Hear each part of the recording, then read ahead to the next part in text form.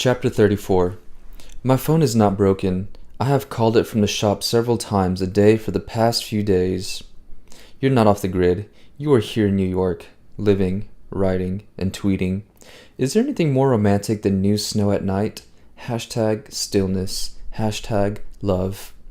There is no logical or technological or romantic reason for the fact that you have not called me or emailed me since returning from LC. It's been 23 minutes and 13 days since Peach left the picture. The wound on my face is stubborn, but there is progress, and I'm less of a monster every day.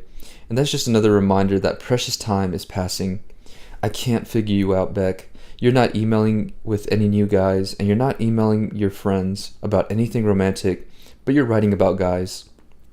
The last story you wrote was about a girl, you, duh, there's always you, who goes to the doctor and learns that she has a penis stuck inside of her. She calls every guy she's ever been with to see if he's still got his penis. The list of dudes is gross long, an exaggeration, it has to be, and they all still have dicks. Finally, she admits there's one dude she didn't call because he's married with children. She doesn't want to give him his dick. She wants him to leave his wife and come and get it.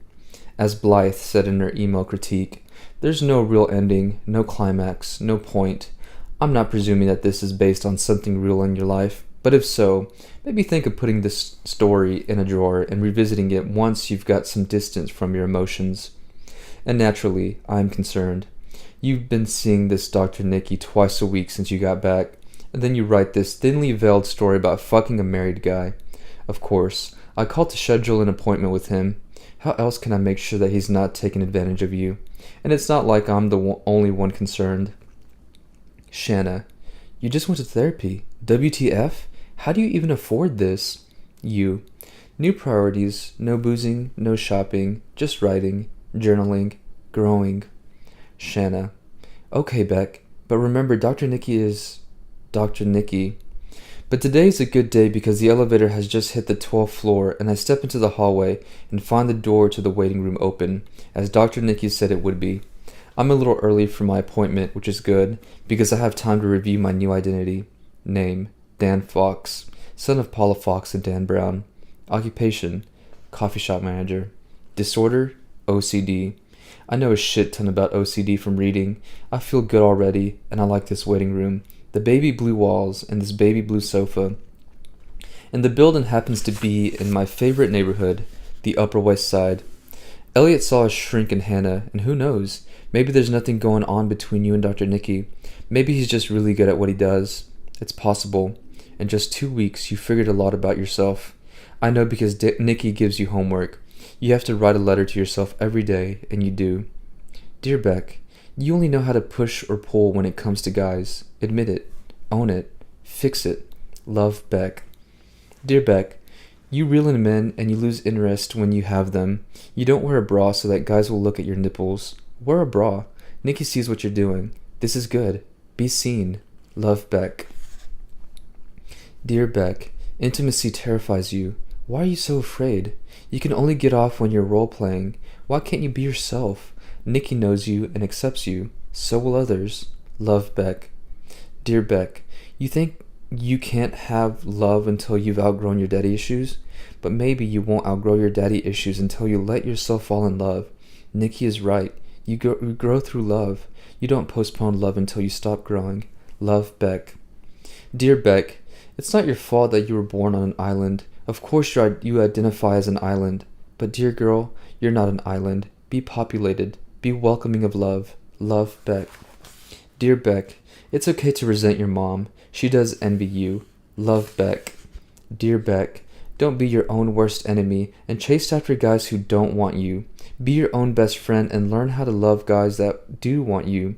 And remember, nobody is perfect. Love, Beck. These emails have really helped me get through this dry spell. Now that I know that you didn't bail on me because of sex, you bailed on me because you have problems. So maybe in a month or so, when I'm knee-deep in therapy, and I've written letters to myself, maybe I'll be in bed with you on a late Sunday morning. Maybe by then, I'll understand myself better, and we'll share our therapy letters in bed. The door to the office swings open, and the air smells of cucumbers, and Dr. Nikki is not what I expected. Dan Fox, he says. I manage to say hello and shake his hand. I follow him into the brutally beige office and sit down on the couch, but holy shit, Beck. Dr. Nicky Angevine is young. I assume he'd be in his 50s, but he's for sure in his early 40s. The walls are covered with framed classic rock albums, the Rolling Stones, and Bread, Led Zeppelin, and Van Morrison. He futes around with his computer and apologizes for needing another minute, and I say it's okay. He's wearing Vans, clinging to his youth. He's a picture of restraint with his thick, wavy hair gelled into submission and encroaching blue eyes that look chock full of tears. I can't tell if he's Jewish or Italian, and he finishes up with his computer and sits in the leather chair. He picks up a glass pitcher of water. There are cucumbers in the water, thus the smell. "Can I offer you a drink?" he says, and once again, this is not what I expected. "Sure," I say, and I take the water and holy shit, Beck, this shit is heaven. "I should let you know right off the bat," he says. "I keep a notebook, but I don't take a lot of notes. I prefer to keep everything up here." He points to his head and grins, and he could be a serial killer or the nicest guy in the world, but there is no middle ground for this dude. No wonder he went into psychology. He had to find some way to stop himself from acting on twisted, perverse thoughts of his own. When he smiles, his chemically whitened teeth pop out, entirely out of place on his drawn, sad face.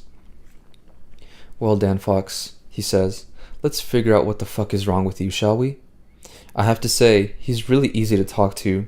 I expected a doctor's office, but this is like hanging out in a middle-aged dude's college dorm room. And if we were in college, he'd leave and go to class, and then I could hack into his computer and dig up all the files about you. But that's not happening. We're adults, and he has a job to do. He wants to know who beat me up, and I tell him about the accident on my way to a ski trip, the LC crash.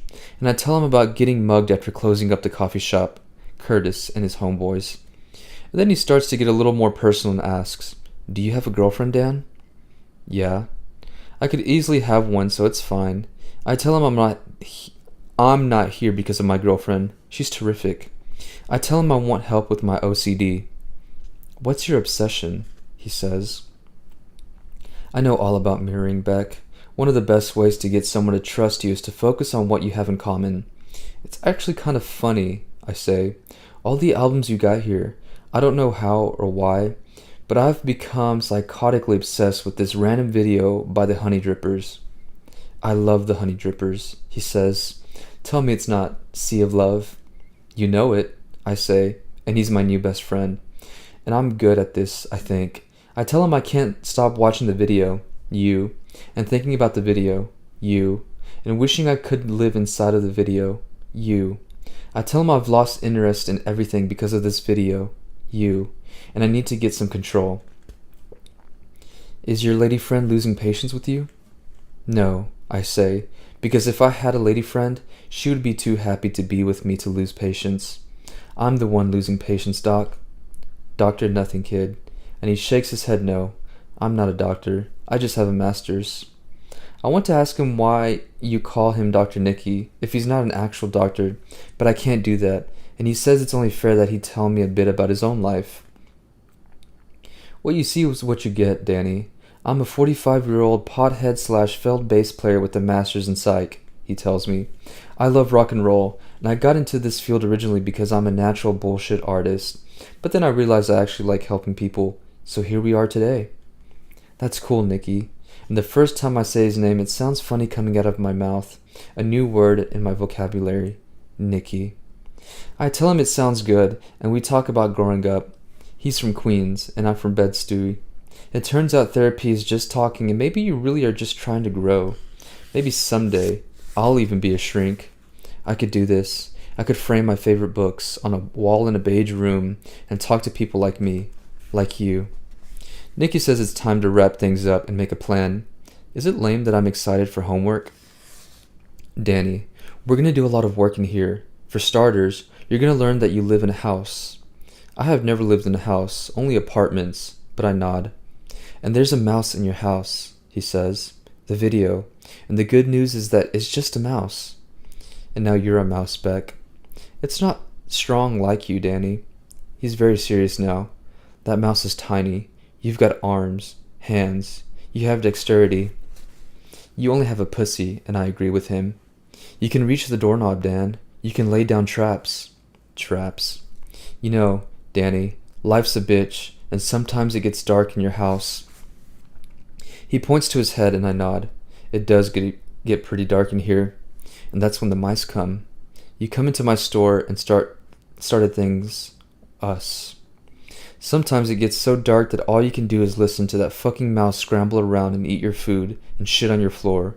And it's so dark that you can't see the doorknob, he goes on. You forget there is a doorknob, and what we do in here is we turn on the lights, Danny. Right. We set the traps, Danny. Right, I say, louder than before.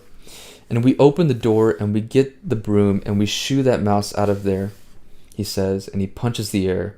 And sometimes we don't even need to do that because sometimes we kill that mouse. Not this time. And it doesn't happen in a heartbeat. I'm not going to lie, Danny, but it's doable. You ever work in construction? I ask.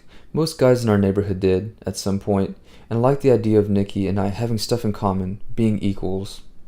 Couple of summers back in the day, he answers, and I was right. You? Couple of summers back in the day, I say, too eager.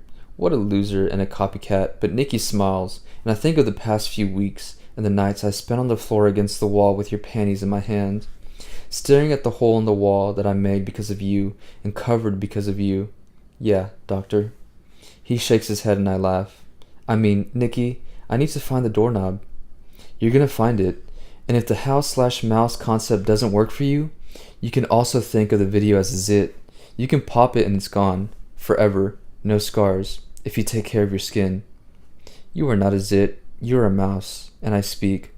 I thought you weren't supposed to pop zits. That's bullshit, he says, and he looks at the clock. So, do you like Thursdays? Afterward, when I walk down the street, I feel like a changed person, Beck. 50 minutes with Nikki, and it's like I have a new set of eyes. The world looks different to me, like I put on 3D glasses, or smoked a joint, or fucked the shit out of you. I feel high but straight, and I head for the park where I watched the Sea of Love video for the first time in a long time. The girl in the video is kind of cute with the Bowie blonde hair, and therapy is working out already. I mean, watching this offbeat, trippy video makes me happy, and I haven't been happy in a while. And the best part is that I'm not afraid anymore. You're not sleeping with Nikki, you're just experiencing transference. I know about it from The Prince of Tides. It happens. Nikki has a master's, and Nikki's the man, and he'd never break the doctor-patient dynamic. It applies, even though he's not a real doctor. I walk to the subway, and then walk down the stairs. I like life, Beck.